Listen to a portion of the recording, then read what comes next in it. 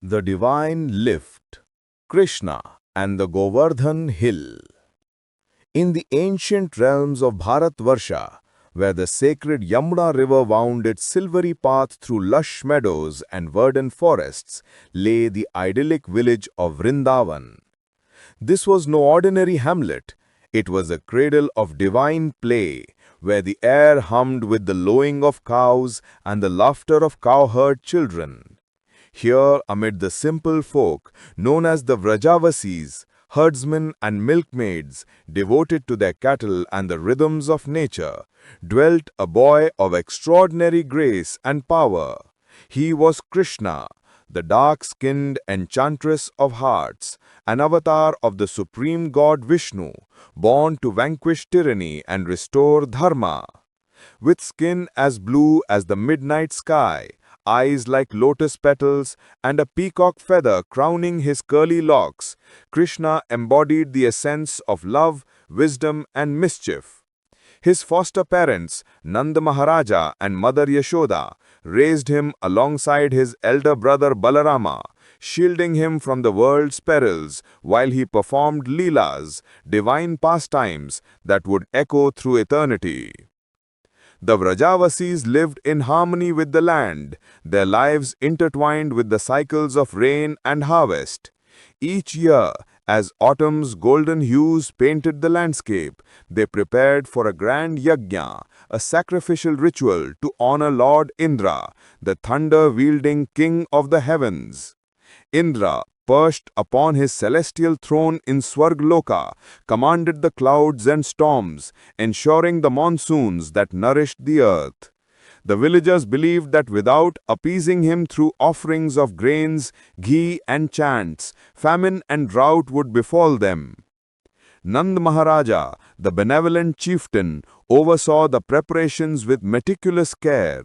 Tents were erected, altars built, and the aroma of incense mingled with the scent of fresh garlands. The elders gathered, reciting ancient hymns, while women churned butter and prepared sweets, their voices rising in devotional songs. Yet young Krishna, ever the questioner of blind traditions, observed this bustle with a knowing smile.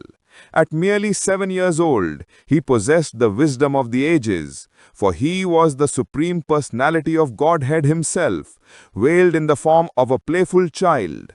One evening, as the sun dipped below the horizon, casting a crimson glow over the Govardhan Hill, a majestic, verdant mound to the east of Vrindavan, Krishna approached his father. "O dear father," he said, his voice melodious like the flute he carried, "why do we lavish such worship upon Indra? Is he the true benefactor of our lives?" Nanda Maharaja, surprised by the boy's insight, replied, "My son, Indra is the lord of rain. He sends the clouds to quench the thirsty earth, allowing our crops to flourish and our cows to graze. This yajna ensures his favor, lest he withhold the monsoons and bring ruin upon us."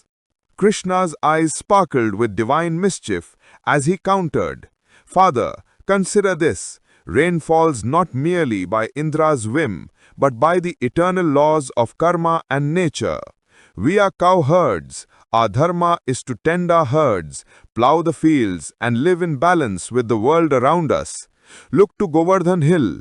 It provides us with fertile pastures, crystal clear springs, and shelter from the sun. It is the cow's true guardian, nourishing them with its abundant grasses and herbs. Why not honor Govardhan instead? Let us perform puja to this hill, the Brahmanas who guide us, and the sacred cows that sustain our lives. Indra, swollen with pride from his lofty position, has forgotten humility. It is time he learns that true devotion lies in gratitude to the immediate sources of our well-being." The villagers gathered around murmured in astonishment. Krishna's words, though spoken by a child, carried the weight of profound truth. Swayed by his charisma and logic, they abandoned the Indra Yajna. Instead, they turned their efforts to worshipping Govardhan. The next day dawned bright, and the people of Vrindavan assembled at the hill's base. They bathed the cows, adorning them with bells, turmeric, and flowers. Heaps of rice, fruits, sweets, and milk products were piled high as offerings. Priests chanted Vedic mantras, pouring ghee into sacred fires that crackled with aromatic woods. Women danced in circles, singing praises to the hill, while children frolicked with glee. Krishna himself circumambulated Govardhan, leading the procession with Balarama, his flute's notes weaving magic into the air. The hill seemed to respond, its slopes alive with blooming flowers and gentle breezes.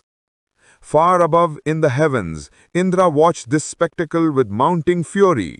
His ego, inflated by aeons of unchallenged rule, could not tolerate such insolence.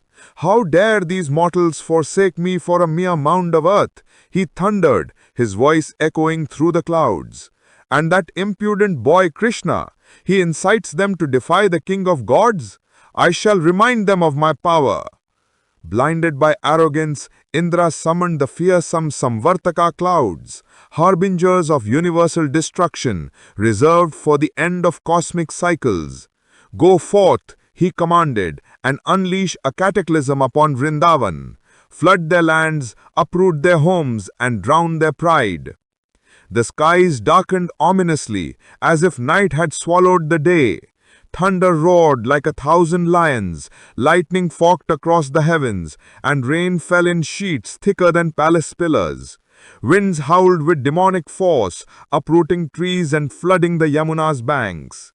The villagers, caught unprepared, watched in horror as their fields turned to swamps and their huts trembled. Cows lowed in terror, calves separated from mothers, and the people shivered in the relentless cold. What have we done? They cried, turning to Nanda Maharaja. Indra's wrath is upon us. We must seek Krishna's aid, for he alone guided us here. Amid the chaos, Krishna stood serene, his divine form radiating calm. The villagers flocked to him, pleading, "O Krishna, protector of Vraja, save us from this deluge." With a reassuring smile, Krishna replied, "Fear not, my beloved kin. I shall shield you from this unjust fury." Approaching Govardhan hill, he invoked his yogic powers. In a moment that defied mortal comprehension, Krishna extended his left hand, tender yet infused with infinite strength, and lifted the colossal hill effortlessly, as a child might pluck a mushroom from the soil. Balancing it on the tip of his little finger, he held it aloft like a vast umbrella, its peaks touching the clouds. "Come, all of you," he called, "take shelter beneath Govardhan." The astonished Vrajavasis, with their cows, calves, and possessions, hurried under the hill's protective shadow. For 7 interminable days and nights, the storm raged unabated. Rain lashed the earth, winds battered the landscape, but beneath the hill all was dry and safe. The people gazed in awe at Krishna, whose finger bore the mountain's weight without strain. Miraculously, no one felt hunger, thirst, or fatigue. Krishna's grace sustained them. The gopis, the milkmaids devoted to him, sang hymns of love, their voices rising above the tempest. "O Govinda, lifter of mountains, your leela reveals your supremacy," they chorused. Indra, peering from his throne, grew bewildered as his assault failed. His pride crumbled as realization dawned. This boy was no ordinary mortal, but Vishnu incarnate, the preserver of the universe. Shame washed over him. He had attacked the very god that upheld all creation. Recalling the clouds, Indra descended to earth, accompanied by a Surabhi, the celestial cow, and his elephant Airavata. Bowing low before Krishna, Indra confessed, "O Lord, forgive my folly. Blinded by ego, I failed to recognize your divinity. You have humbled me, teaching that true power lies in service, not domination." Krishna, ever merciful, forgave Indra with a gentle smile. "Rise, O King of gods. Your duties are to protect the worlds with humility. Let this be a lesson. Pride leads to downfall, while devotion endures." Surabhi bathed Krishna in her milk, anointing him as Govinda, the protector of cows, while Airavata showered him with Ganges water from his trunk. The demigods rejoiced, showering flowers from the skies, and the Vrajadasis erupted in celebration. Thus ended the divine leela of Govardhan. The hill, forever sanctified, became a site of pilgrimage. This tale, etched in the Bhagavata Purana, reminds mortals of Krishna's boundless compassion, the folly of arrogance, and the sanctity of nature. In Vrindavan, the echoes of that miracle linger, inspiring devotees to worship with pure hearts, knowing that the divine resides in the humblest forms. Om Shanti